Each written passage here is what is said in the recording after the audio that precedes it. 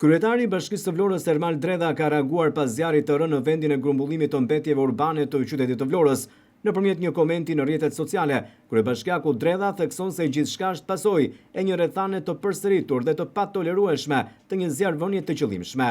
Por kryebashkiaku thot se bashkia dhe policia kanë bërë kallëzim penal për të gjitha hallkat që duhet të monitoronin dhe të kujdeseshin që këto ngjarje të mos ndodhnin më.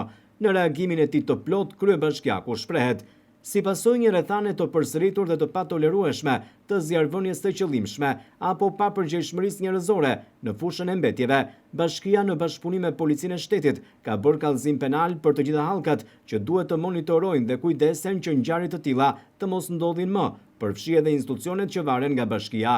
Organet ligjzbatuese janë vënë në veprim për të dënuar cilindo që përpiqet të dëmtojë imazhin e qytetit në nisje të sezonit turistik. Sidoqoftë janë marrë masat e menjëhershme për shuarin e zjarrit dhe mos përsëritjen e kësaj ngjarje të shëmtuar, përfundon reagimin e tij kryetari i Bashkisë së Vlorës Ermal Dredha.